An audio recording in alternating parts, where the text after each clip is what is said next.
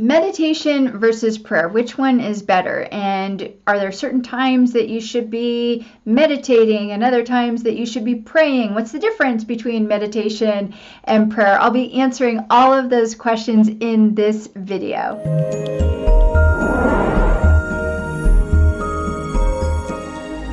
Hi there, I'm Lisa ENGLES-WITTER, and welcome to my channel where I help spiritual seekers just like you to find simple answers to deep spiritual questions. If you haven't already subscribed to my channel, I invite you to do that because I release videos once a week, and if you're liking what you're seeing here, then you will never miss a video if you subscribe to our channel.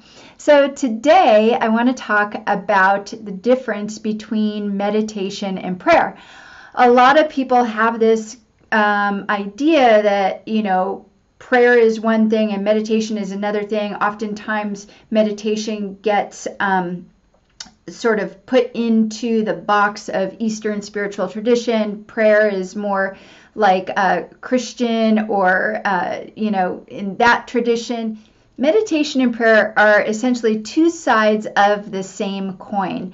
One is used to commune with God, and the other is used to communicate with God. So in prayer, if you think about it, it's you talking to the divine, talking to God, and God is listening to you.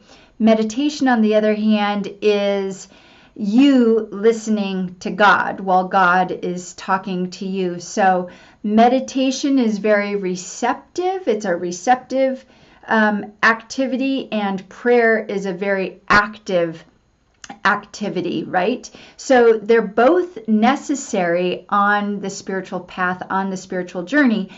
And like I was saying earlier, in some traditions, it's very focused on meditation. In other traditions, it's very focused on prayer. But when we put the two together, meditation and prayer together, we really get the full conversation happening, because when we're in a conversation, if you think about this just from a logical standpoint, when I'm in a conversation with you, it's a two-way thing. I'm going to talk, and you're going to listen, then you're going to respond, and I'm going to listen. And we want the same thing in our spiritual practice with the divine. We want to be able to talk to the divine and have the divine listen to us. We want to be able to have the divine talk to us and us be able to hear and listen to the divine, right? So that's what I mean when I say that meditation and prayer are two sides of the same coin. So let's talk for a minute about meditation, because meditation in Eastern spiritual tradition can be thought of as both a means and an end. Now, what do I mean by that? What I mean is that meditation is actually something that you do, but it is also considered a state of consciousness that you achieve after you have done the activity for a certain amount of time. So it's a state that you can attain, which is the meditative state, in order to have realization of the self and realization of the divine. So I have a quote here from Swami Kriyananda, who was a disciple of Paramahansa Yogananda, and I just love the way that he describes what meditation is. So I'm going to read it to you. He said that meditation is making the mind completely receptive to reality. It's stilling the thought process, those restless ripples that bob on the surface of the mind, so that the truth, like the moon, may be clearly reflected there. It's listening to God, to universal reality, instead of doing all of the talking ourselves. All right, so that's basically an encapsulation, a way to think of meditation. And generally speaking, the recommendation is to do meditation for 15 minutes a day at minimum.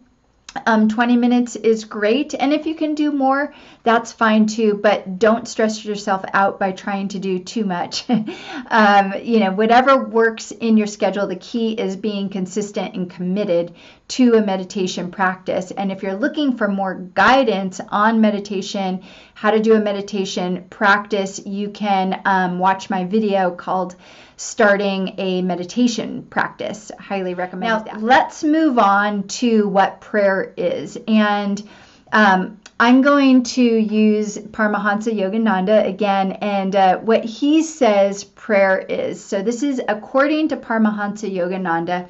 He says that people tend to pray in general haphazardly. He says that few people know how to pray and touch God with their prayers, nor do they know whether their prayers are being responded to or not, or whether things happened unaffected by their prayers. Nor do they distinguish, he says, between things that they need and things that they want. He goes on to say that God, although God is all-powerful, God does not act unlawfully or arbitrarily merely because one prays. To forgive human shortcomings so that man can continue his misbehavior without consequences would mean that he, God, the divine, disregards the law of cause and effect, which is karma. So let me just sort of unpack this whole piece for you. So what Paramahansa Yogananda is saying is that there is a right way and a wrong way to pray, in the same way that there is, in general, a better way or a worse way to meditate. If you don't have a structure for meditation, it's not going to work for you. If you don't know how to pray correctly, it will feel like your prayers are going unanswered. So what Paramahansa Yogananda is saying is that our attitude in coming into prayer is critical. And he says that prayer must not be begging. And I think that this is really critical, that he says that we always have to remember that we are a child of God, or the divine, however you want to speak in terms of spirit, but that as a child of the divine, we are worthy and deserving of receiving everything that we ask for. So that when we pray, when we're asking for something that we need from God, that we do it from a place of knowing that we're worthy and deserving and not begging. And one of the things that Yogananda would say quite often to his disciples and to his followers is that he would banish that word prayer. He wouldn't even use the word prayer. He would call it a demand.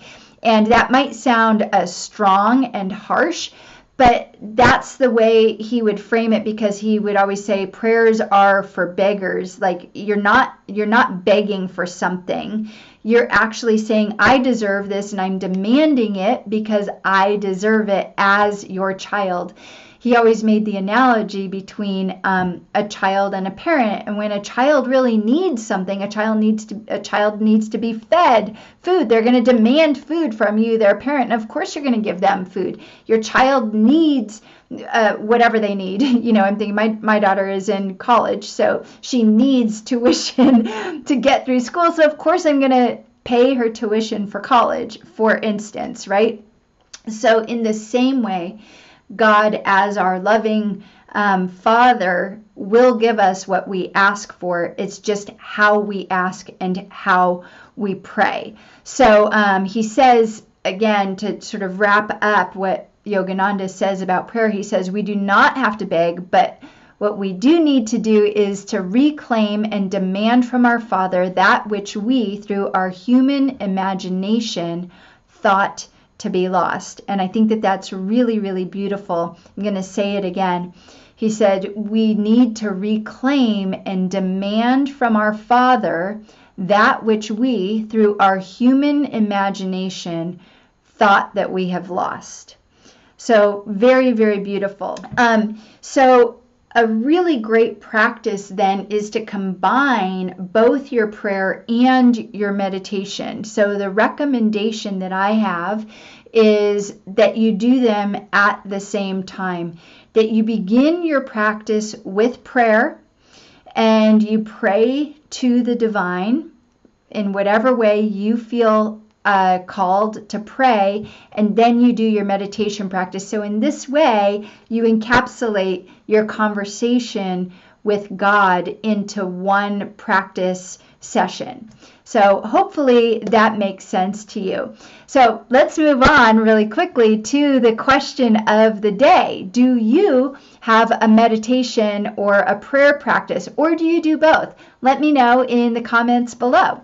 And I want to thank you so much for joining me in today's video. If you're looking for more guidance on your meditation practice, I have a free audio meditation download that takes you through the 3 phases of a meditation practice, and you can download it. The link is in the description below this video. And I'll say bye for now. Namaste.